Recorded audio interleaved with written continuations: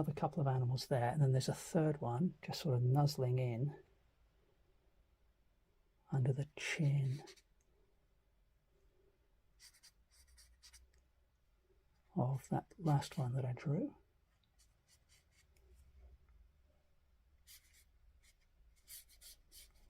Neck and back go up there, hint at an eye there.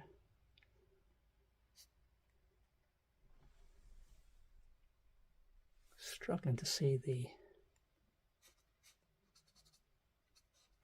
the head in full in my reference, but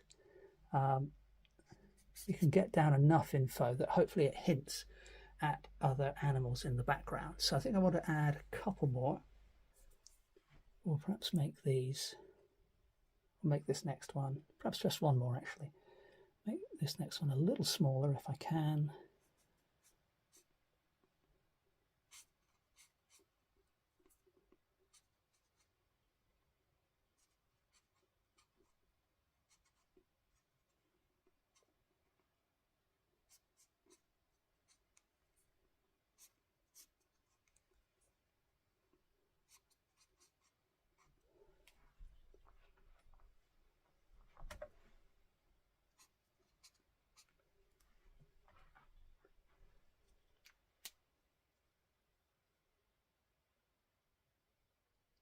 And at the moment, I'm not quite sure how I feel about what I've just done. Certainly is a bit, different in the sense that these are almost sort of ghost-like and barely indicated. But I'm not sure whether I've added to the painting or not by doing that. But there we go. We'll ponder that while I have a little snack. So I'm going to use some Winsor Violet watercolor now to just block in some tone loosely on these background animals that I've put in.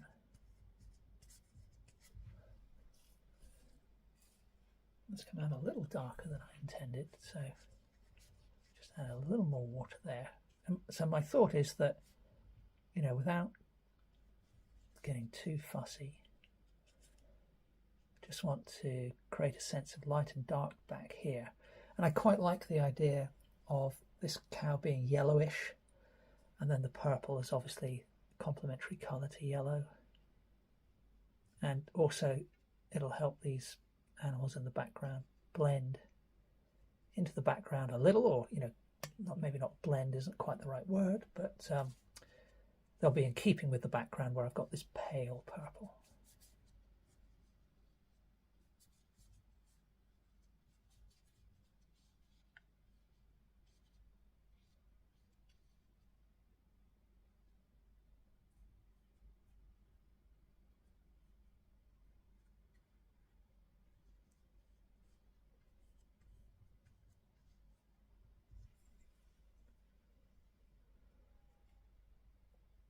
And then sticking with that purple, I'm going to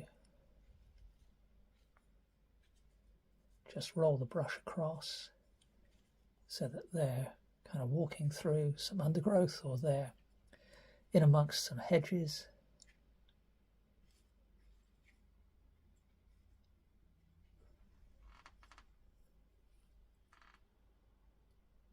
And at the moment, I'm feeling fairly happy with the addition of that watercolor wash. So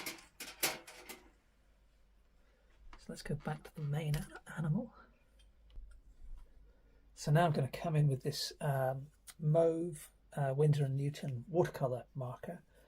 And my plan is to just add some fun line work to just kind of enhance what I've got going on here with the main animal. So I'm sort of combining drawing and painting here.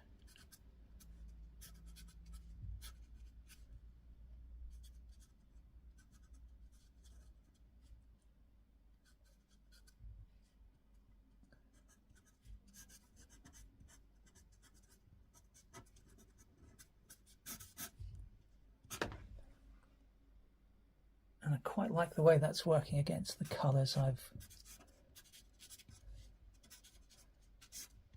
already got in place with the paint.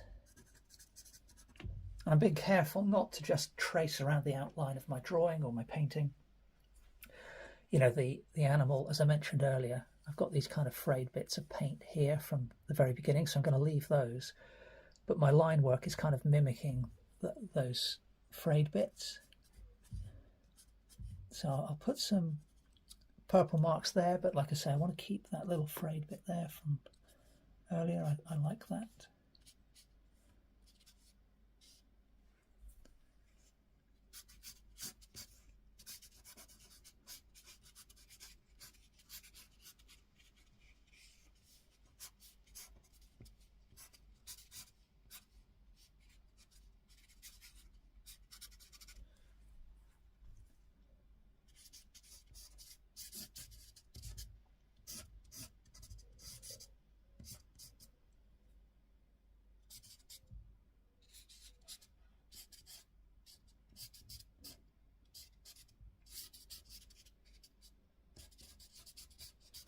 And again, I'm deliberately allowing my lines to pull away from the painting a bit. I think it gives it a little bit of life. Now, this bit here, I quite like that, so I'm going to leave that untouched.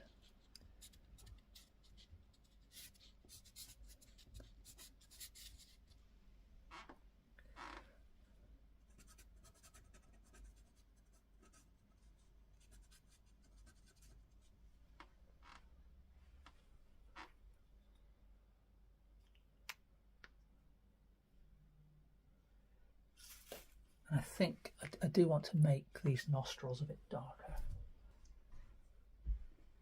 So I'm switching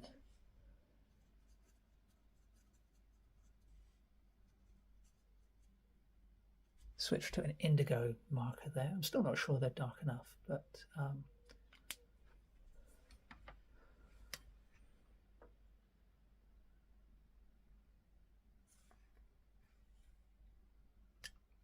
so just looking at what we've got, my feeling now is I just want to slightly, I feel this line of shadow is a bit harsh, and I could perhaps do with a couple of little highlights here and there. So following on from the idea that the yellow and the purple is complementary to yellow, I'm going to grab some cad yellow. So I'm just mixing up some cad yellow and a little bit of tube orange. I'll see what this looks like as a highlight colour.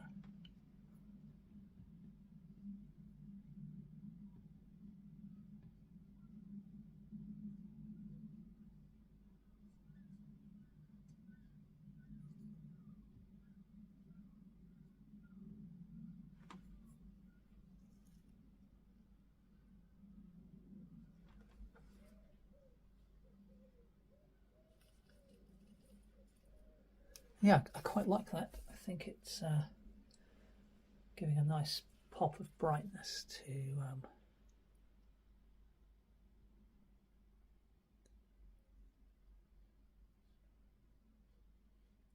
the image.